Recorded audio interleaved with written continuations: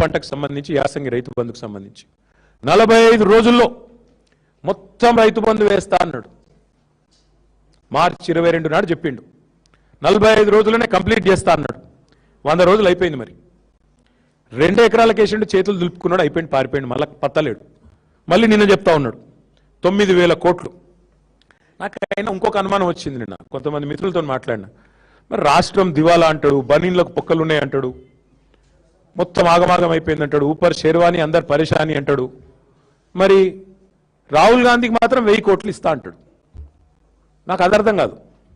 రాష్ట్రం దివాలా ఎట్లా, రైతు బంధుకు పైసలు ఉండవు ఎట్లా, రిటైర్డ్ ఉద్యోగులకు పైసలు ఉండవు ఎట్లా, పిల్లగాళ్ళకు ఫీజు రీయింబర్స్మెంట్ ఇచ్చేందుకు పైసలు ఉండవు ఎట్లా, దేనికి పైసలు లేవు, నన్ను దొంగను చూసినట్టు చూస్తున్నారు, అవన్నీ డైలాగులు బాగానే ఉన్నాయి. మరి రాహుల్ గాంధీ కాడికి వచ్చే వరకు మాత్రం అవసరమైతే 1000 కోట్లు ఇచ్చేస్తా. ఎక్కడి నుంచి వస్తున్నాయి 1000 కోట్లు మరి రాహుల్ గాంధీ కాడికి? ఇంకా విచిత్రమైన మాటలు ఆయన మాట్లాడుతుంటే ఆయనలో నిజంగా ఒక అపరిచితుడు ఏమైనా దాగి ఉన్నాడేమో, ఈ మనిషికి ఏమైనా మానసికమైన జబ్బు ఉందేమో అనుమానం కూడా వస్తూ ఉంది మాకు ఆయన మాట్లాడుతున్న మాటలు. ఎందుకంటే పరస్పర వైరుధ్యం ఉన్న మాటలు. అప్పుడే ఇట్లా అంటాడు, అప్పుడే అట్లా అంటాడు. ఆయనే చెప్తాడు ఇంకోది, అవసరమైతే ఒక్కొక్క రైతుకు 10 లక్షలు వేస్తా ఖాతాల్లో అంటాడు. మళ్ళీ అప్పుడే బీదరుపులు అరుస్తాడు. అప్పుడే అప్పు పుడతలేదంటాడు, కానీ 4 లక్షల కోట్లు అప్పు చేసిండు. కేసీఆర్ ప్రభుత్వం మొత్తం 2,80,000 కోట్లు అప్పు చేస్తే 10 ఏళ్లలో 2.5 ఏళ్లలోనే పూర్తి స్థాయిలో మరి 4 లక్షల కోట్లు అప్పు చేసిండు రేవంత్ రెడ్డి గారు. ఇలా 3 పంటలకు రైతు బంధు ఇవ్వాలని చెప్పి మాట్లాడిన మొనగాడు ఇవాళ ఆయననే 4 పంటలకు ఎగ్గొట్టిండు. ఇప్పుడు మాట్లాడుతూ ఉన్నాడు పెద్ద పెద్ద మాటలు రైతు బంధు గురించి. ఇంకొక మాట నేను అడుగుతా ఉన్నా, చర్చ పెడదాం రా అంటాడు. చెప్పు, మేము రెడీగా ఉన్నాం. అసెంబ్లీలో పెడతావా, అసెంబ్లీలో పెడతావా, ప్రెస్ క్లబ్లో పెడతావా, లేదా నీ జూబ్లీ హిల్స్ ప్యాలెస్కి రమ్మంటావా? కట్టినావు కదా 200 కోట్లతోనేది బోడీ పెవిలియనో ఆడ పెడతావా?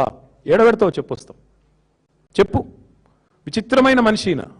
అప్పు పుట్టట్లేదు, పైసలు లేవు అంటాడు, కానీ 200 కోట్ల రూపాయలతో అందాల పోటీలు నిర్వహిస్తాడు.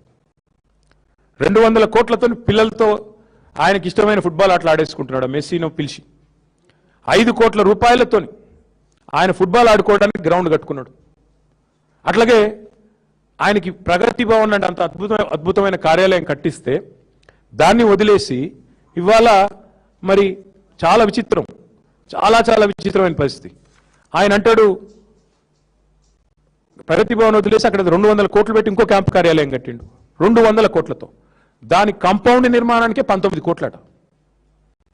కాంపౌండ్ వాల్ నిర్మాణానికి 19 కోట్లు, మొత్తం 200 కోట్లు. కానీ అర్ధరాత్రి పోయి దొంగచాటుగా గృహప్రవేశం.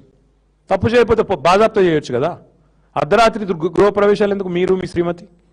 అదే ప్రైవేట్ ఇల్లులాగా. అంటే ఎంత చెండాలం. అందుకే అంటున్నాను నేను, ముఖ్యమంత్రి విసిరిన సవాలుకు నేను రెడీ. మా పార్టీ తరఫున నేను వస్తా. చేసేదే చెత్త పాలన, దాని మీదకి చర్చ అంటాడు. వెల్కమ్. వరంగల్ చౌరస్తాలో పెట్టుకుందామా? ఎక్కడైతే నువ్వు రైతు డిక్లరేషన్ అని చెప్పి నువ్వు మీ రాహుల్ గాంధీ వచ్చిండ్రో అక్కడికి వస్తావా? పెడదామా చర్చ? లేదా అశోక్ నగర్ చౌరస్తాలో పెడదామా? 2 లక్షల ఉద్యోగాలు అని చెప్పి రాహుల్ గాంధీ డైలాగులు కొట్టిన అశోక్ నగర్ చౌరస్తాలో పెడతావా? తెలుసుకుందామా? రైతు మీదైనా నిరుద్యోగుల మీదైనా దేని మీదైనా సరే టాపిక్ నీ ఇష్టం, ప్లేస్ నీ ఇష్టం, డేట్ కూడా నీ ఇష్టం. చేతనైతే నువ్వు వస్తావా, నీ రాహుల్ గాంధీ వస్తాడా, ఎవరు వస్తారో రండి. తప్పకుండా మిమ్మల్ని కనుక అక్కడ గణాంకాలతో సహా మీ తప్పులు బయట పెట్టకపోతే, మిమ్మల్ని మీ పరిపాలన యొక్క వైఫల్యాన్ని నగ్నంగా నిలబెట్టకపోతే అశోక్ నగర్ చౌరస్తాలో వరంగల్ చౌరస్తాలో శాశ్వతంగా రాజకీయాల నుంచి తప్పుకుంటా. సవాల్కు సిద్ధమా? స్వీకరిస్తావా? అంటే ఒక్కటంటే ఒక్కటి చేయకుండా, రైతు డిక్లరేషన్లో ఒక్కటంటే ఒక్క మాట కూడా చేయకుండా ఇష్టం వచ్చిన మాటలు, ఇష్టం వచ్చిన డైలాగులు, చండాలపు మళ్ళీ కూతలు, కారు కూతలు. అందుకే నేను అనేది, ఛాలెంజ్ చేస్తే నిలబెట్టుకునే దమ్ముండాలి. రేవంత్ రెడ్డి గారికి ఏంటంటే అలవాటు, సవాల్ అంటాడు, పారిపోతాడు. కొడంగల్లో 2 సార్లు చేసిండు, ఇప్పటికి 3 సార్లు. జిహెచ్ఎంసీలో మేము గెలిస్తే రాజకీయాల నుంచి తప్పుకుంటా అన్నాడు 2015లో.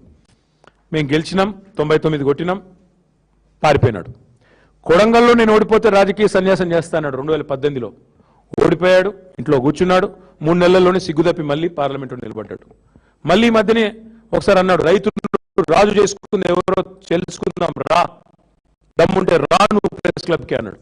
నేను సరైన పోయి ప్రెస్ క్లబ్లో కూర్చుంటే నేను కళ్ళు కాంపౌండ్కు రాను అని ప్రెస్ మిత్రులను కూడా మీ ప్రెస్ క్లబ్ను కూడా